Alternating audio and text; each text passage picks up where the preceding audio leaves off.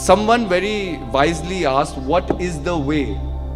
When the Pandavas were exiled into the jungle, there was no one to sort of guide them, and they were lost. And then they met this eternal being, a Yaksh. And the Yaksh says, I will help you, but I need my questions to be answered. So he and Yudhishthir Maharaj sort of had a debate, a question and answer session. And there were many questions asked, The Yaksh asked, which is the most astounding thing in the world? So Yudhishthir Maharaj said, it is the human mind which is the most astounding thing in the world. When the Yaksh said, explain why the human mind is the most astounding thing. So Yudhishthir Maharaj says that it is the mind that sees one day this journey of life will end. Our own loved ones will carry us on their shoulders, will take us to a cremation ground, will either bury us, cremate us, burn us according to their rituals. And at that moment when we see that our loved one has departed, it is the mind that will think about God. It will think about Vairagya. It will think about that we too also have to leave this world. And for a moment, we will have this feeling to want to connect to God and to fulfill our purpose. But the moment when this mind returns back home, when we return back to our daily lives, again the illusion, the maya of the world will entrap us, and the mind forgets its purpose. So the mind is the most astounding thing. In a moment, it can connect us to God. In a moment, it connects us to maya. So many questions were asked, but the final question that the Yaksh asked is, Ka Pantha, that what is the way? Because many people have many philosophies, many books teach many teachings. So Yudhishthir Maharaj says that no book can be the ultimate truth, because authors can present their views in different ways. No one sage's word can be used as the final word. One logic can cut the other logic. Like if I present a logic, someone else can present his own thesis. So logic can be cut by logic. So the only way to know that what path we must take is Mahajano Yena Sapantha. We must walk the path that the great masters that have come before us have walked the path. So this is very important. We are all in this journey of life. What is life? It's different experiences, moments of our memories put together. And each experiences has an influence on us. Some influences are positive when we meet positive people who are our mentors, who are our guides, people who inspire us. But there are also people that do not inspire us. They cause problems in our life. They might cause trauma in our life. They might hurt us. They might hurt our feelings, our emotions. So each experience that we've gone through either has a negative and a positive experience. But within the negative and the positive experience, what we have to realize is, truth is not the experience itself. Truth is the ability to experience life itself. A lot of people get stuck up in what they want, what they desire, what they have, what they do not have. But we do not realize that the greatest gift that is given to us is the gift of breath, is the pranayam that is constantly happening inside of us. Niranjan mara ghat mein fire, din raat upar aavad niche jaavad, swans swans chal jaat, sansari nar samjhe nahi britha umar bihad, Niranjan mala ghat mein fire din raat. Swami Brahmanand very beautifully put it, that constantly there is a ajpa jap. There is the inhalation of breath and the exhalation of breath that is happening constantly. Sansari nar, a person who's engrossed, who's extrovert, who's engrossed into the illusion of the world, which we call Maya, will never understand it, will never understand the value of what is inside of him, because he's externally influenced by other things. He's externally influenced by the external stimulus of the world. But when this sansari nar, this extrovert becomes an introvert and realizes the value of breath, then he realizes what he has. There is a very ancient book called Tripura Maharahasya. It's written by Swama Maharishi, and he was a great learned soul, a very simple human being, didn't travel anywhere, didn't go anywhere, lived his life in very simple living, with very humble beginnings. He lived his life. All throughout his life, he stayed in one place, and a lot of people would come and he would give his teachings. So he said that we all live in this Tripura Maharasya, tales of three cities. Now what is the tale of three cities? As individual, we are in our waking state. We are awake. I have a name. I have a personality. I have a purpose that defines me. But the moment I go to sleep, another world comes into being, which is called the dream state. It is a second state of being. In the dream state, I am not this person I am in this waking state. In the dream state, I can have a completely different personality. I can be a king. I can be a pauper. I can fly in the sky. I can have, superhuman abilities, because that is the dream state. The moment we move from one state to the other, what defines us completely changes. So Swami Maharishi asks, what is the truth? Then he says there is a third state of being, which is when you go into deep sleep, where you are not even aware of your consciousness. So these are the three states of being, the three cities that we visit all throughout our lives. But within these three states, within these changing states, what is eternal? What is truth? When we are awake, obviously what we experience, we believe to be true, because it has consistency. I go to sleep, I get up in the morning, my name does not change, my habits do not change. In the dream, obviously I experience many changes. Every day I can dream of something new, something else. And in my deep sleep state, where I'm not even aware of my consciousness, nothing exists. I'm not even aware I'm alive or not. But all these three states exist on one singular purpose, that you are breathing. If there is the inhalation and the exhalation of breath, you are alive, and because of the inhalation, exhalation of the breath, you are experiencing the three states. So Swami Maharishi says the three states are an illusion. The only thing true is the constant, and then the constant is the breathing within you. So all sages have tried to explain to us, or try to encourage us to understand what our fundamental truth is.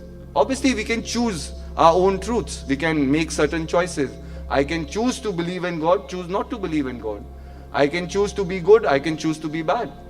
These choices do not define us. They are temporary. Just like wishes, manifestations, or our wants or desires come and they go. It's like passing of a thought. Like someone said, you might get angry, but you are not anger. You might have pride, but you are not pride itself. These are states of being that you are experiencing from one state to the other. Whatever changes and shifts cannot be true. Lao Tzu, see, when you study the masters, the beauty of the truth is that truth itself does not change. When you see the reflections of the masters, their messages, everyone speaks one constant truth.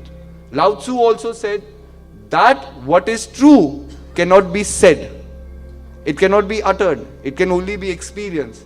And that what is said can never be true, because whatever I am saying is bound and limited by time and space. So essentially, how do I know my truth? So Lao Tzu says that with dedication and purity with the dedication and purity of finding yourself, if you set your mind on this purpose, that eventually the mind comes to a still and the nobler, subtler truths are revealed to you. Now, why do we suffer? Suffering is because of conflict. Conflict is when there is a difference of opinion. Now, when we look at the world, we divide the world in our choices. Something I like, something I do not like. Something I want, something I do not want.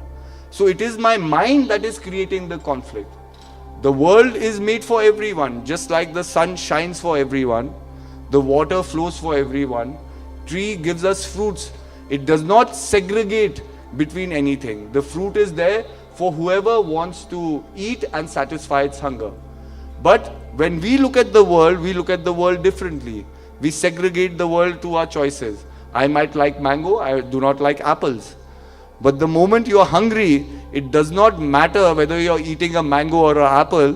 The important thing is to get nourishment which nature is providing for you. So when you move beyond the conflict of your mind, the choices that you are making, the mind that is constantly dividing the world, we cannot find satisfaction, we cannot find peace, because the mind is in constant movement. Now this mind has to be put to a halt, to be put to a standstill, so that beyond what is in the mind can be revealed. Lord Krishna in the Bhagavad Gita very simply puts it. He says, greater than the body is the senses, because the body is governed by the senses. Greater than the senses is the spirit, because without the spirit, the senses cannot function. Greater than the spirit is consciousness, is your chetna. And greater than consciousness is I, is me eternal. So he has shown us the steps that we have to take.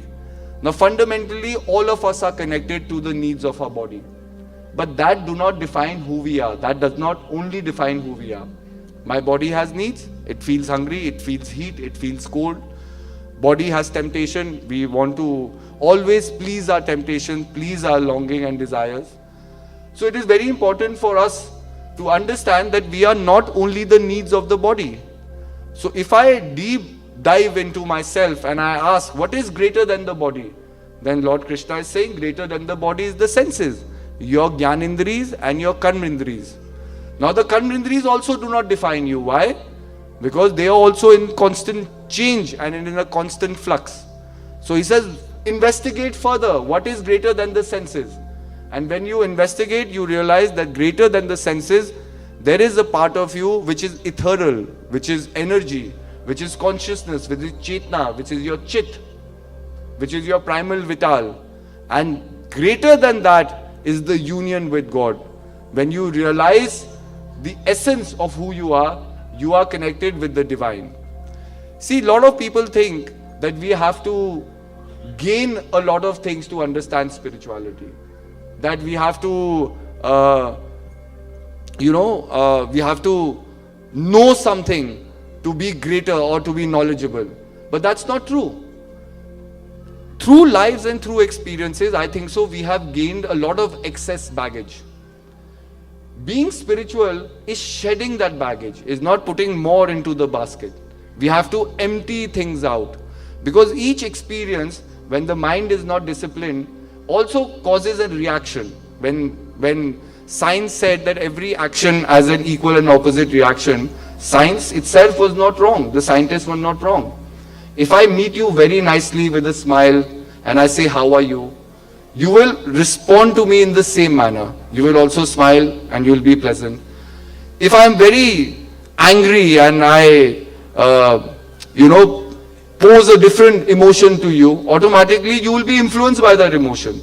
If that's how conflict begins, that's how fights begin. That's how people are honking at each other in a traffic jam and shouting at each other. Because one instigated the other person's wrong side. And then what you call, it's like road rage happens, people, give in to their negative side. So the moment a certain experience presents itself, we react in the similar manner. Now, equal and opposite reaction is what? If constantly we are experiencing negativity of the world, it is also very easy to be influenced by that negativity. That is why our sages said that within us lies certain things that we have to understand. I am proud of myself. I get angry. Kam, Krodh, Lobh, Moh, Ahankar, Abhiman. These are certain flaws in human nature which limit us to reaching our full potential. Now, if we know what is flawed in us, the only way to correct is to give up that thing that is flawed. So basically, understanding spirituality is shedding the mask that we have put in place. And we meet different people, we pretend to be different people. You meet your boss, you will pretend to be very nice.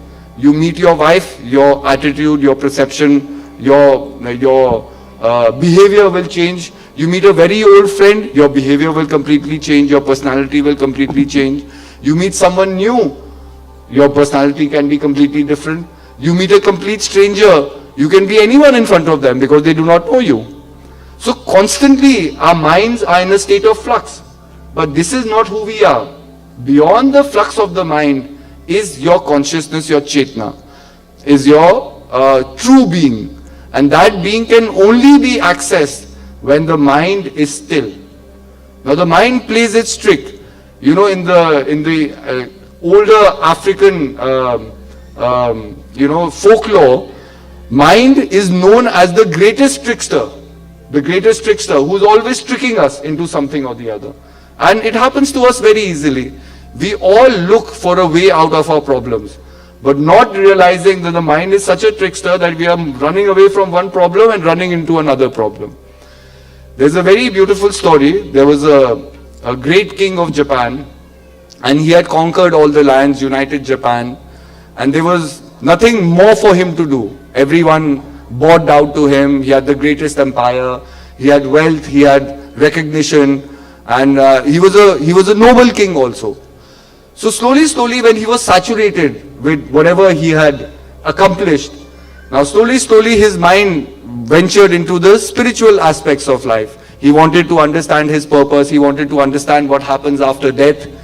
So he had a lot of questions, and he kept on asking his ministers.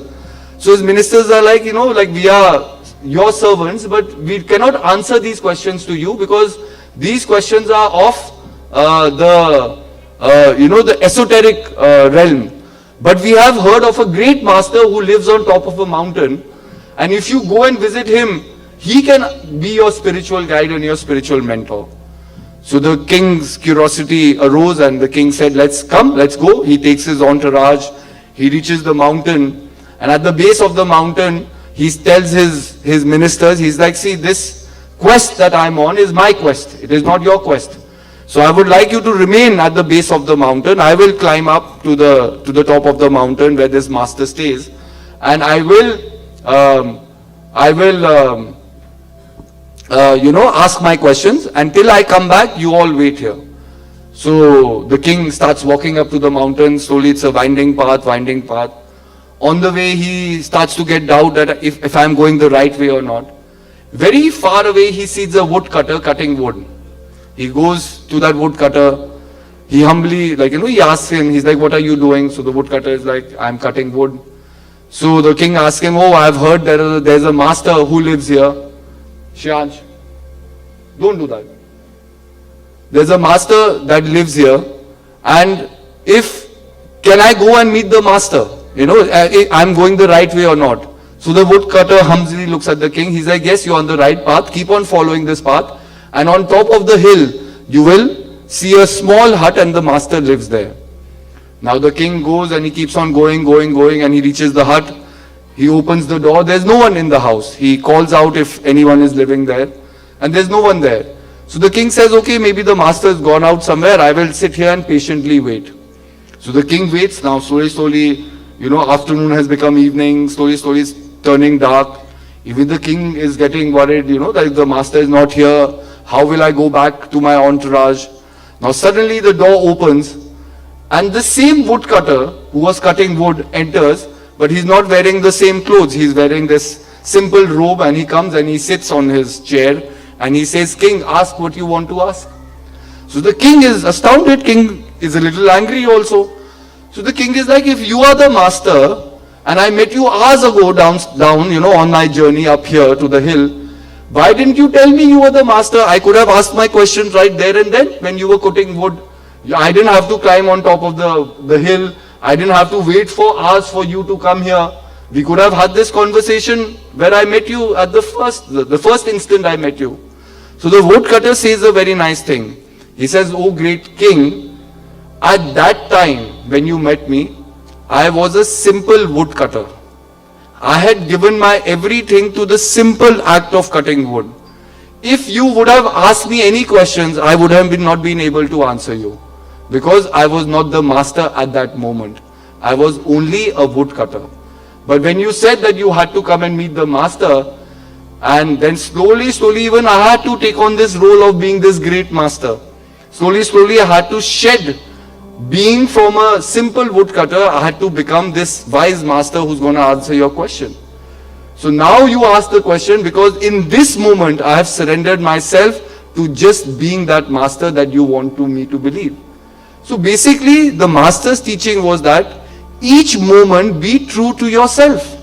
Unless you are true to yourself, if you are running around, if I am here, I am thinking about work, then I am not true to this moment and this purpose that I have. If I have made the effort of coming here from wherever, people have come here from Canada, people have come here from all the way from India also. People have come from near and far, from the state of Florida, from Mexico, from Argentina.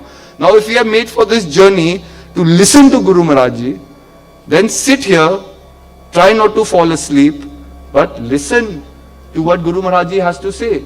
Don't think about other things. The world, when this program ends, anyways the longing of the world, the desires of the world will all come flooding in.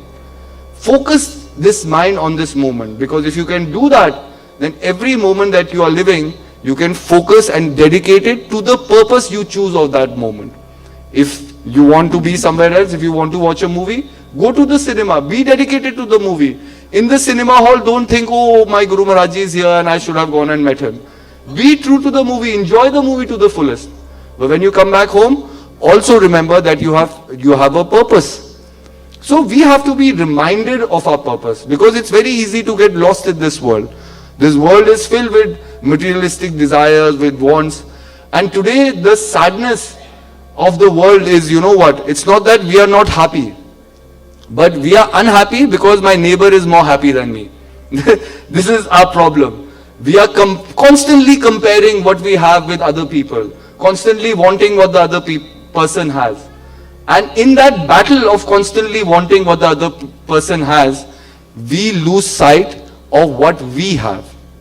So it is very important to make positive changes. As a conscious being, as a being of knowledge, as a being of action, as a karta, you can create either goodness in this world, or we can create, chaos, complete chaos in this world. And we have all experienced this, There have been people that come into our lives in the most critical times, and with a simple touch, with a simple understanding, with a simple pat on our back, help us to overcome, struggles.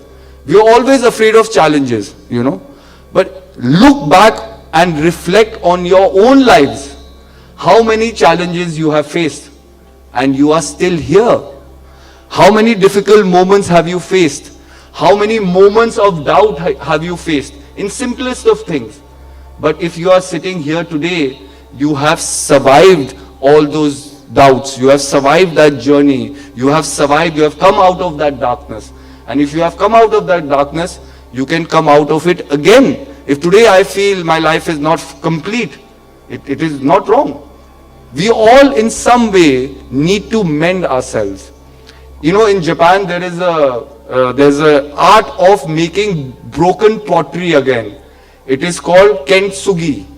Kintsugi, if you search for it. So if a pot is broken, most of us, what will we do? We will throw the pot away, If a cup gets broken, we'll throw it into the garbage. But the Japanese people believe that a broken thing can be made new again. It won't be the same, but it will be another beautiful creation that can be made. So what they do is they take lacquer and then they stick the pottery together again, however it is. Now the lacquer will show cracks, but then they fill the cracks with gold or silver. And when you see the pottery again, it is new and it is beautiful again. So the metaphor is, okay, it's okay. Something bad happens to me, it can affect me, emotionally pull me down. Negative people can come and influence my life. People want to cause me harm. People are jealous of me. Whatever the darkness of this world that surrounds me can exist. And it can affect me. I am not perfect. I am not a person who will make the right choices every time. Sometimes I can make mistakes. Sometimes I can lose my way. But the important thing is you have a choice now to correct your path. And that is the beauty of life. Life, with every breath, is giving you an opportunity to change, to evolve, to be something better, to be something new. And that you can only do when you forgive and forget. It's a very difficult thing to do. Someone very important wrote, he's like, what is the difference between a man and a woman? So the man forgives but never forgets. and a woman forgets but never forgives. So traditionally we are not doing different things. We are doing the same thing constantly again and again. But if you can forgive and forget, starting from yourself, forget about other people, starting from yourself, that is a great change. You are transforming yourself into something new, something better. And I'm sure God has, or life has given us enough wisdom now, or after making enough mistakes, I at least know now what mistakes not to make. You know, it's a simple thing. We all grew up in Dehradun, which is a very small town. Now it's become very big, it's become the capital of Uttarakhand. But when we were growing up, there were not even traffic lights in Dehradun. You know, it was such a small town. When they put traffic lights, they put loudspeakers with the traffic lights. Because they had to teach people that this is a red light, that means you have to stop. Now it's yellow, just stop. Now it's green, now you can go. That's how people were taught. You know, it was such a simple life. Now suddenly you come to Delhi, forget traffic lights, there's so much of traffic, there's so many roads. Dehradun has like 5 roads, you cannot get lost in the city. But if you stand in the middle of Delhi, a person can be overwhelmed. Which road do I have to take to get home? You know? So when I started driving in Delhi, I always used to get lost. You know? I always had to take a driver with me because I didn't know the way. So I thought I'm very intelligent, you know. Everyone thinks they're very intelligent when they do not know. You know, it's an escape mechanism. So I used to think, oh, there are billboards, you know. So I'll follow the billboards, you know. That from this billboard take a left, from other billboard take a right. So I mapped the way like this, and after a few months when I came back to Delhi, the billboards had changed. So again I was lost. So my intelligence didn't work. And then by losing my way multiple times, I at least knew which way not to take. Eventually I found my way home. Eventually we find our way home. By knowing which is the right path, because sometimes you take the wrong path, at least you do not know. So in life also we know what is wrong, what is causing the knot in my life. And if I till now in this age I do not know what is causing wrong in my life, then I really have to question what is my purpose. I mean, that's how you start questioning what is my purpose. For sure, we all want to be happy, we all want to smile, and we all, you know, want to live a good life. But there are external influences all around us. There are people influencing around us. Situations are influencing. Times are changing around us. You know. That is why it is more important to understand your core, your inner being, your center of your existence. If you can attach to that, then nothing of the external world can influence you. Because you're content and you're satisfied within. The only journey of struggle is if I'm not satisfied within. Then that struggle manifests in my actions outside, in my mind outside, in my karma, in my words outside. But if I'm satisfied internally, nothing needs to be said also. Understanding manifests on its own. But I have to be true to my path and to my journey. So life is about positive changes, and we can make those positive changes by smiling, by helping people, by helping ourselves, by being pure to Guru Maharaji's teachings, and by understanding that every moment is an opportunity to change, to be better, to be compassionate, to love people more, because we can change what happens to us. You know, it's very easy to pass on, you know, like say I woke up in this morning and Aradhya ji and me had a fight. So it's very easy for me to come out of the house and fight with Baiji. It's very easy for Baiji to fight with Hina. It's very easy for Hina to fight with Ayu. It's very easy for Ayu to fight with someone else. You know, because it's very easy to pass on what I'm experiencing. But say even if I had a fight with Aradhya ji in the morning, I can come out of the room and I can give a big hug to Baiji. I don't need to fight with her. And maybe within me I have the power to transform that negative feeling into something very positive. And that is what we all can do. That is the essence of divinity that is inside you. You are also creators of your own world. Create something beautiful. And that is what you can do. So I will only remind you with a simple story that how changes should be positive, not negative. So there was a couple on their 25th marriage anniversary, they go to Jerusalem, you know, Israel, Jerusalem. They are traveling. After a few days of travel, something happens and the wife passes away. Some medical uncertainty, some issue. Now the husband is distraught. Obviously, 25 years of living together has come to an end. Now there's a priest that comes to the hospital, and the priest, is speaking to the husband. And the priest says, like, you have two options. Either we can, take this body, we can pack it, and we can, help you to transport it all the way to India. But that is going to cost a lot of money. It might cost $10,000. But there's another option that I present to you, because Jerusalem is the holy land, Now your wife has died, her wishes have died with her, Whatever you do to her body will not make a difference to her spirit. So what we can do is we can arrange for her cremation to happen here, and it'll only cost you $500, and you can cremate her here, bury her here in Jerusalem. She'll be resting for all her life in this holy city, and that is also not bad. Jerusalem is a holy city after all. You don't need to take her all the way to India. So the poor husband thinks a lot, and he's like, no, I'm willing to pay $10,000, and I will take my wife back to India. I have to take her. So the priest is trying to explain to that, that you are in shock, you are mourning the loss of your wife. So why spend so much money? I'm trying to help you in a different way. That financially you don't need to spend so much. You can bury her here and it will be okay, and you can travel back to India. The memories of your wife will always stay with you. So the husband says, no, father, you don't understand what my problem is. Ever since I came here and I was roaming around with my wife, we kept on hearing this story of Jesus Christ, that how he lived here, how he grew up here, and how he was buried here. And because he was buried in Jerusalem, he rose after 3 days. I don't want to take that risk with my wife. That's where I'll take her back home. So life should be about positive changes, not negative ones. So thank you all, blessings to all. Be true to yourself, be true to Guru Maharaji's teaching. Constantly meditate and constantly challenge yourself, question yourself. That's the only way we can grow, we can evolve, and we can be better people. We can be, always remember, we are not human beings having a spiritual experience. We are spiritual beings having a human experience. Blessings to all. Hari Om Tassat.